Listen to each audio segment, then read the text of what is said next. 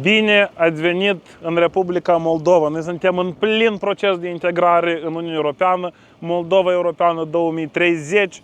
Drumuri europene, puteți să le vedeți. De dimineață până seara, guvernarea PAS ne integrează în Uniunea Europeană.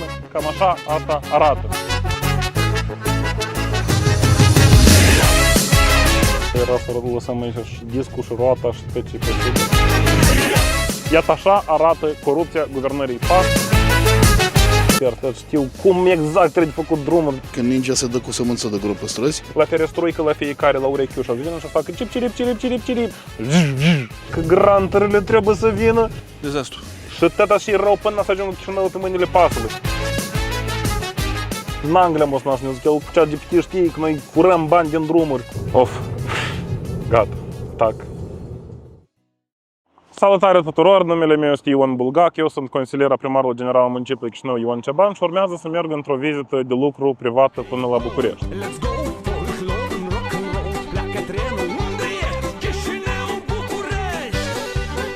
M-am gândit că în afară de lucruri pe care am de făcut acolo, asta e o ocazie extraordinară să filmăm un material, să vedem cum se circulă pe drumurile din țară. Aici e traseul M3, urmează să mergem înspre Cimișlia și Leova. N-o să vă spun despre cum era să lăsăm toate roțele imediat cum am ieșit pe acest traseu, dar scopul acestui material nu este să denigrăm pe cineva. Evident că oamenii atunci când dau într-o groapă undeva în Chișinău, pe dânsul nu tare încălzește că și în altă parte situația pe drumuri este la fel sau este mult mai rea. Eu fiind foarte preocupat de faptul că noi avem o mașinărie întreagă de propagandă care de dimineață până seara nu face decât să arate cât e de bravo așa de la PAS și cât e de rău în Chișinău. Multe străzi din capitală arată deplorabil în urma ninsorilor. Pe multe străzi din capitală a rămas un peisaj dezolant. Asfaltul slăbit de intervențiile de iarnă a cedat pe alocuri, lăsând în urmă gropi periculoase. Pe alocuri, carosabilul arată ca după bombardament. Pentru șoferii din Chișinău, traficul a devenit un adevărat calvar. Iar problemele reale ale infrastructurii au fost ascunse sub covor. Situația nu a fost niciodată atât de gravă. Cred că e foarte important să încercăm să balansăm asta cumva, să facem un experiment și să vedem cum de fapt stau lucrurile, cum sunt drumurile în Republica Moldova, cum sunt drumurile în România, cum sunt drumurile în București, ce părere au oamenii despre asta, cum se circulă și hai să vedem împreună și să iasă din toată treaba asta. Haidem! Vreți să vedeți cum arată un drum care costă 3,5 milioane de euro un kilometru? E așa. Asta e vestitul drum Leova-Bumbăta. Drumul ăsta e considerat unul dintre monumentele corupției PAS. Mă întrebarea e în felul următor. E bun drumul ăsta? Da, e bun. Costă drumul ăsta 3,5 milioane de euro un kilometru? Nici într-un caz. Parcarea asta aici e făcută special pentru camioane. Dacă vă uitați alea în prejurul meu, o să vedeți că camioane nu-s și ele nici măcar n-au de unde să știe, pentru că podul peste râul Prut, care e construit aici la vama Leova-Bumbăta, e un pod pe pontoane. Deci, pe dânsul camioanele care au câte 20-25 de tone încărcătură și 40 de tone tot camionul, nu are cum să treacă. Și că spune întrebarea, pentru ce s-o izghit toți banii ăștia aici? Unde sunt camioanele parcate? Când ele să apară? Și răspunsul e nu de grabă, pentru că parcarea asta nu a fost făcută nu pentru că aici să fie parcate camioane, parcarea asta a fost făcută pentru că tot asfaltul ăsta, tot frumusețea pe care o vedeți în prejur și frumos, au ajuns în buzunarele unor oameni foarte, foarte influenți din PAS. După asta, Procuratura Anticorupție a început urmărirea penală pe marginea acestui caz. Tot chestia asta s-a terminat, știți cu ce? Cu faptul că procurorul anticorupție Veronica Drăgălin a fost fugărită din Republica Moldova, tot de guvernarea PAS, care o adus aici ca să lupte cu corupția. Iată așa arată corupția guvernării PAS. Uitați-o să vedeți toți. A doua oară era să lăsăm aici și discul și roata și tot ce e posibil. Ceea ce e cel mai straniu e că se vede că s-a intervenit. Dar, indiferent că s-a intervenit, a rămas tot drumul numai în cratere și atunci nu înțeleg cum s-au făcut lucrările, dacă drumul arată așa. Deci nu oricare din gropele astea ai dat odată și acolo e rămas. Bun, chestia cea mai stranie e că, bun, hai, deci acceptăm, sunt situații de avarii, așa au fost iarna asta complicat. Administrația publică locală sau administrația publică centrală intervine cu asfalt rece, cu asfalt fierbinte. Dar nu poți, după ce ai intervenit, drumul să rămână în așa stare. Întrebarea e în asta. Întrebarea e de ce drumul e în stare proastă inclusiv după ce s-a intervenit. Pentru că, vă spun, sunt niște caractere, Doamne ferește. Pentru șoferi, chestia e că în momentul în care tu vezi petiși de asfalt, tu cumva înțelegi că ok, ești gropi nus, că o trecut și s-a făcut. Și când dai cu roata într-un gropălău, uiți cum te cheamă și pe tine și pe toți prietenii tăi. Sunt oameni care intră în Moldova și noi îi întâlnim așa. Eu repet, nu-i că ne-i dragă, ne-i tare. Eu mi-aș fi dorit să pot să merg prin țară și spun că băi, drumurile sunt bune. Nu ai și spune, drumurile într-adevăr sunt bune. Și acolo unde drumurile au fost construite o leacă mai recent, să mai vede că mai poți cumva să mergi.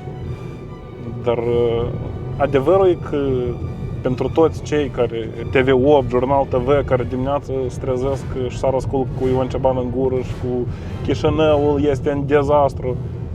Păi, suiți-vă într-o mașină și faceți un cerc și uitați-vă și cratere pe drumurile naționale. Faptul că sunt gropi prin țară nu înseamnă că nu sunt gropi și în Chișinău, dar e vorba de cum e reflectată informația, e vorba de propaganda care se face. Pentru că despre faptul că în Chișinău sunt avarii pe drumuri, de dimineață până seara atâta media liberă și independentă, dar despre faptul că în țară situația la fel, nimic, zero, tăcere strategică.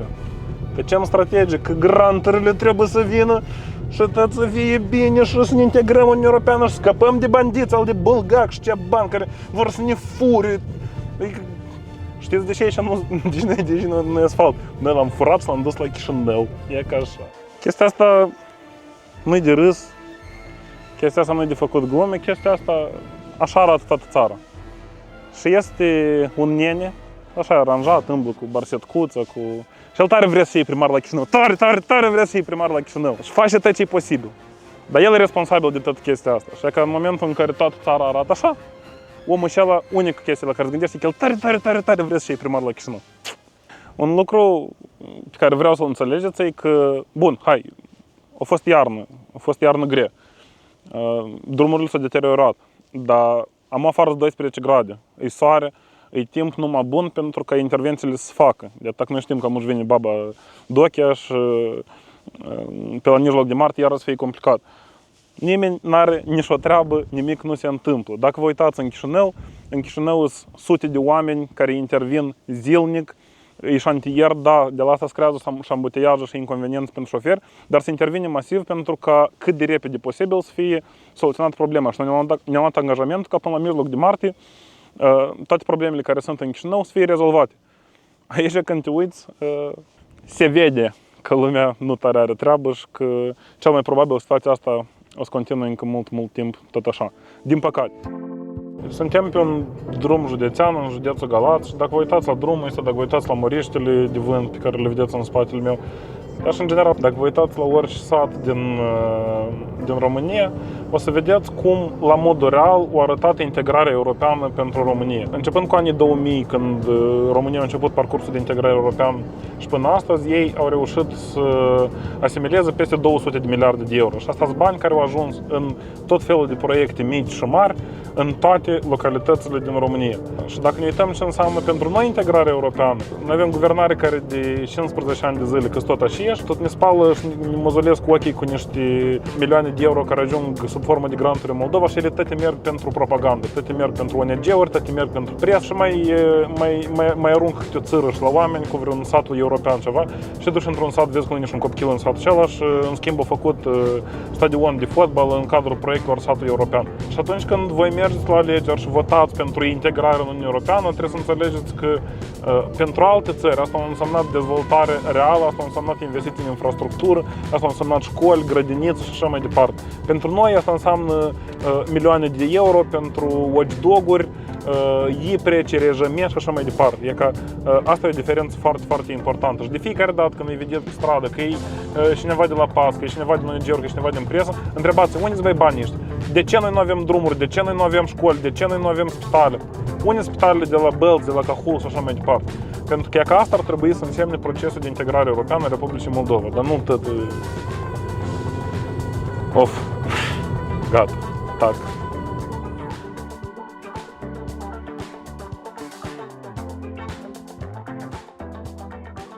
Deci noi am ajuns în București și nu vă imaginați ce am găsit aici.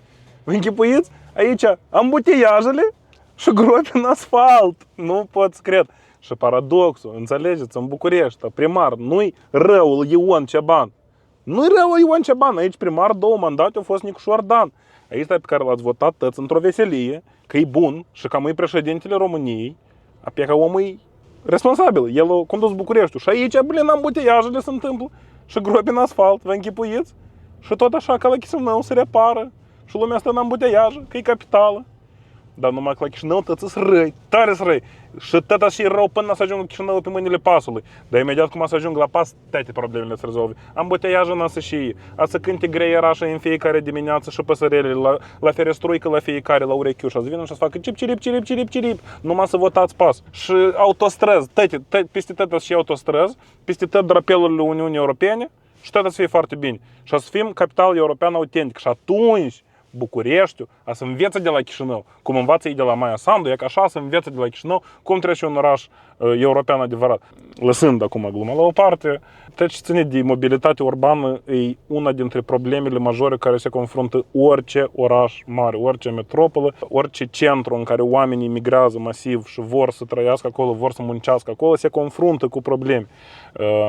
Și aici soluțiile sunt diferite. Noi încercăm să le prezentăm, încercăm să explicăm, vrem să facem una, vrem să facem a doua, vrem să facem a treia. Niciuna din problemele astea nu se rezolvă într-o zi sau în 2 sau în 3. Și ea au existat și până la Ion Ceban și o să existe și după Ion Ceban. Și indiferent că la primărie e un exponent a manului, a pasului, a socialiștilor sau a oricui altcineva. Așa funcționează, din păcate, în orașele mari. Sunt ambuteiaje, sunt gropi, sunt multe probleme pe care municipalitatea trebuie să le rezolve.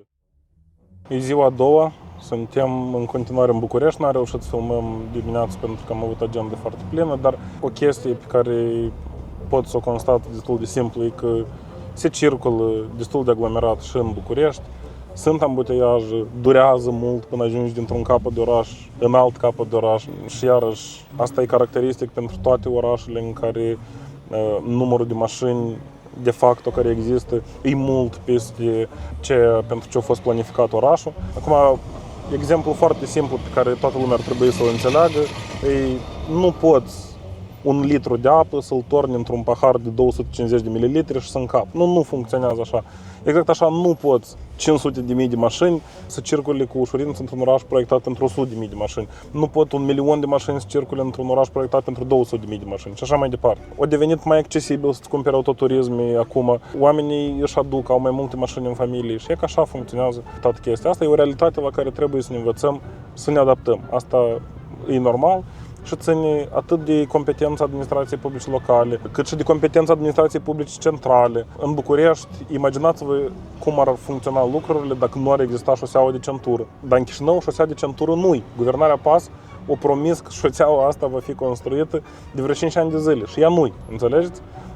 Dar toate astea sunt soluții care decongestionează traficul și care sunt menite să rezolve problema asta. Vreau ca toată lumea să înțeleagă că există ambuteiaje peste tot, exact așa cum și gropi în asfalt există peste tot și peste tot ele se rezolvă.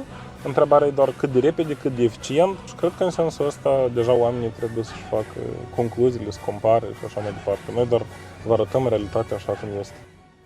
E că aici, dacă vă uitați atent, sunt exact aceleași intervenții, cu asfalt rece, se vede foarte clar, problema a existat tot aceeași, problema a fost soluționată tot așa. Deci atâta timp cât vremea de afară permite doar asta, se intervine cu asfalt rece, pentru ca să nu se extindă mai tare găurile și pentru ca drumul să fie practicabil. După asta, în măsură în care vremea de afară o să permite, o să intervină probabil și aici tot cu asfalt fierbinte. E o practică normală, asta încercăm să explicăm și la Chișinău, am văzut că tare mulți experți știu cum exact trebuie făcut drumurile. Un coleg de clasă din Anglia m-a sunat și ne-a zis că el cu ChatGPT știe că noi furăm bani din drumuri, că nu așa se face. E ca și la București, capitala europeană, tot așa se repară drumurile, pentru că așa e tehnologia, așa funcționează. Ne-am oprit random să facem niște cumpărături și am zis, cât avem timp aici în parcare, să întrebăm opinia șoferilor despre cum se circulă la București. I-am rugat să ne spună foarte sincer dacă e bine, de ce e bine, dacă e rău, de ce e rău. Opiniile le vedeți și voi. Vox populi, așa funcționează. Vă rugăm să ne spuneți cum se circulă în București în general. Cum e? Foarte greu, foarte aglomerat, extraordinar de aglomerat. Dacă vrei să ajungi dintr-un capăt în altul la o oră de vârf, faci 2-3 ore, extraordinar de greu. E foarte mare aglomerație. Cu ea foarte aglomerație. Gropi, cât cuprinde și așa mai departe, se vede. Trafic, gropi multe. Destul de bine acum, depinde și de oră în general. Dacă e în orele de vârf cam aglomerat, dar în rest e ok. Foarte greu. De ce? E aglomerație. De la Bucur-Obor din partea aia, ca să ajungi la universitate, e bară la bară. Deci ca să iei mașina, faci o grămadă. Mai bine iei tramvaiul. E foarte greu. E aglomerat, e mașină lângă mașină, e străzile prea micuțe, adică nu e ceea ce trebuie. Se circulă groaznic, lipsă marcaje, lipsă indicatoare, aglomerație, gropi. Bine, la noi e o vorbă, când ninge se dă cu sămânță de gropi pe străzi. În general, foarte, foarte prost. Dezastru. Pentru că în ultimii 10 ani volumul mașinilor a crescut foarte mult. Adică nu mai sunt pe șoseaua Colentina. Umblu aici din 72 mi-am luat prima mașină. Aveam 18 ani, mi-au luat părinții. Veneam și băgam benzină aici. De la Bucur-Obor până aici eram singur. Acum suntem 100. Orașul este prea mic pentru atât de multe mașini. Partea proastă este că au venit foarte mulți în București, n-am nimic cu ei, dar toată lumea s-a axat. Depinde oamenii cum au zis. Că e bine? A zis cineva că e bine? Sunt oameni care au spus că e bine. Că se poate circula? Da. Dar cum a fost iarna asta din perspectiva traficului? Greu. Deci a fost foarte greu, pentru că în primul rând tramvaile ba a circulat, ba n-a circulat și mașinile una după alta, una la o oră. Adică e foarte greu, foarte greu. Pe perioada cu ninsoarea, mai ales în ziua în care a nins și în ziua în care a fost viscolul, a fost destul de problematic, într-adevăr. Câtă vreme ningi, e și mai complicat să intervii ca să eliberezi străzile, pentru că de acum acolo la mașini urmata se face la loc. S-au mai reparat din ele. Problema a fost că capitala nu a fost pregătită pentru zăpezile astea, nici cu utilaje, nici cu nimic. Trebuie să ne chinuim singuri. Groaznic. Nu prea s-a circulat. Multă lume a stat acasă. Nu te poți mișca, adică n-a fost o zăpadă mare să zici că ne-a fost metri de zăpadă ca în alți ani, dar nu e problema de zăpadă, nu e problema de zăpadă. Acum e zăpadă, uite unde e coada. Cum au fost intervențiile? Am văzut că erau gropi în asfalt Au rămas. E plin de gropi pentru că nu se mișcă nimeni imediat după gropi. Adică eu sincer, când merg cu mașina, îmi lasă în față 20 de metri. Deci ca să văd groapa. Dacă merg în spatele lui la 5 metri, mi-am luat gropi, nu? Călătoria la București se încheie. O mențiune pe care n-am făcut-o e că pe partea de cum se circulă și cum arată drumurile sunt găuri inclusiv pe autostradă și pe șoseaua de centură. Ele se creează mai ales în zonele unde e trafic mare de camioane, de mașini de mare tonaj. În principiu, se intervine și aici, pe locuri și să văd intervențiile astea. Ați văzut probabil ce au zis oamenii. Vreau încă o dată să explic. Eu iubesc România, iubesc București. Nu am avut ca scop nici o secundă în tot materialul pe care l-am filmat să arăt că undeva e rău sau să arăt că undeva e bine. Eu am avut scop să fac un experiment și să văd care e realitatea. Voi ați văzut ce au spus șoferii pe care i-am întrebat, voi ați văzut materialele pe care le-am filmat, ați văzut că există ambutiaj, ați văzut că există gropi la nivel de asfalt. Și tot asta cu un singur scop, să explic că problemele care se confruntă orașele mari sunt aceleași peste tot. Indiferent cine e primar, indiferent cine conduce administrația publică locală sau centrală, asta este normal, așa se întâmplă. Acum, concluziile pe care vreau să vă le faceți sunt mai degrabă nici nu atât de cum sunt administrate orașele, dar de spațiul media în care oamenii trăiesc. Gândiți-vă cum arată știrile în Republica Moldova, gândiți-vă de ce știrile din Republica Moldova arată așa. Și asta nu face decât să demonstreze încă o dată că toată presa guvernării și tot mediul de experți pe care îl întreține guvernarea nu sunt nimic altceva decât niște mercenari care au drept scop doar să denigreze pe cei care sunt incomozi pentru guvernare și să-i ridice în slăvi sau să le spele imagine atunci când fac prostii celor de la guvernare. Asta e tot ce face presă. O să vă uitați cum sunt formulate titlurile de știri în Moldova legate de ce se întâmplă în țară și ce se întâmplă în Chișinău. O să vedeți cum peste noapte toți sunt experți și în drumuri, și în asfalt, și în mobilitate urbană, și în tot ce vreți. Și eu cred că asta e o chestie de gândit pentru toți oamenii care au fost la școală, care au discernământ, care sunt capabili să-și pui niște întrebări și să găsească niște răspunsuri. De aceea, materialul arată exact așa. Noi o să intrăm în Moldova, o să mai vedem care e situația pe drumul de la Leușeni, pentru că era dezastru și acolo. La sfârșit, o să vă lăsăm pe voi să vă faceți concluziile, pentru că așa este corect. Suntem pe traseul național M1, am ajuns în Republica Moldova, ne-am întors acasă. Drumul de la Leușeni era într-o stare foarte, foarte proastă după înghețurile care au fost iarna asta și el continuă să fie într-o stare destul de proastă. Se vede că pe locuri s-a intervenit, dar e foarte straniu. Iarăși aceeași chestii care vă arătăm și la Cahul. Deci 10 gropi una lângă alta și s-au intervenit într-una sau două din 10. Și restul stau bine mersi tot așa cum stat eu. Stabilite prin UIZ, noi avem centru de control și de comandă, fiecare groapă este numerotată, după care este identificată. Imediat cum treci vama, șofatul se transformă într-un slalom dintr-o parte în alta. Asta este realitatea. Ministrii infrastructurii probabil ar trebui să răspundă la niște întrebări și noi avem de răspuns la întrebări.